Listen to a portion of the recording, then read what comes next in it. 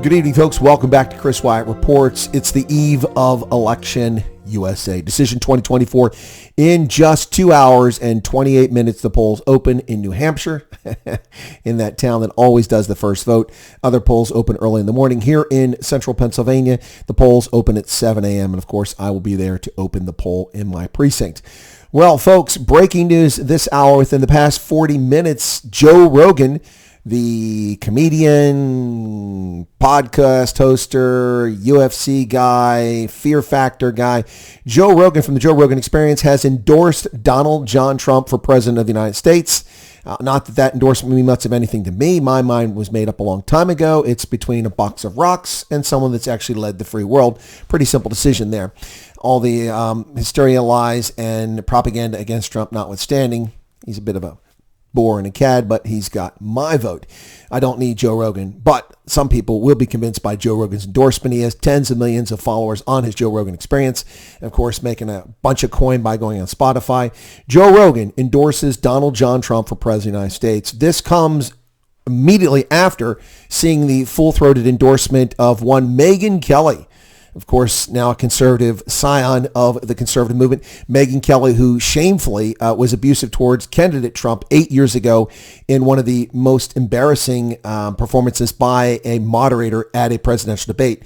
And for that, I've never forgiven her for her conduct, much of which has rubbed off on Trump, and he's had to shake that nonsense off over the past 8 years because of her abusive conduct. But Megan Kelly kissed and made up with Trump a couple of months ago, apparently, and she came out tonight and spoke quite eloquently about the challenges facing America, boys and girls sports, the destruction of the country, the abuse of women, and the nonsense that goes on in this country, speaking out in favor of Donald John Trump. So tonight, Trump picks up two key endorsements on the eve of the election, just hours before people go to the poll. Will the word get out, or will the legacy media suppress these endorsements? Joe Rogan, of course, has put it on his Twitter account, and you can see that here, as I've just pointed out, Joe Rogan's Experience Twitter account.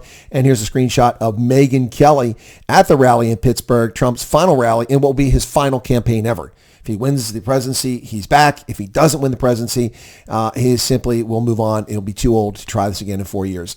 So there you have it, folks. At this hour tonight, Donald John Trump receives ringing endorsements from Joe Rogan and Megan Kelly, both of whom really had no interest in Donald Trump, and she was diametrically opposed to him very vehemently just a few years back.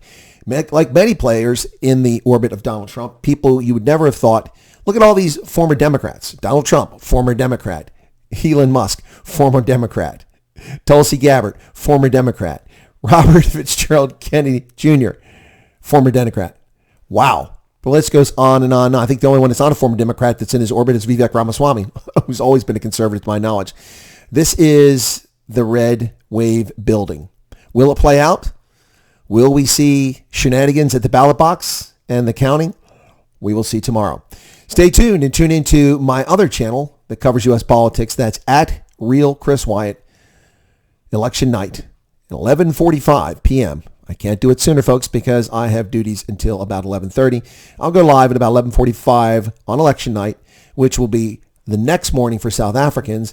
But for those here in the U.S. and the West Coast, it'll still be reasonably early, and I will go through what has happened and what is yet to come.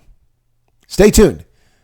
Now, we have Rogan and Megan Kelly endorsing Trump. Fascinating development tonight here on the eve of election, a November surprise of sorts. Cheers, folks. God bless. God bless America, and help us navigate these difficult waters. Cheers. Because the flag still stands for freedom, and they can't take that away.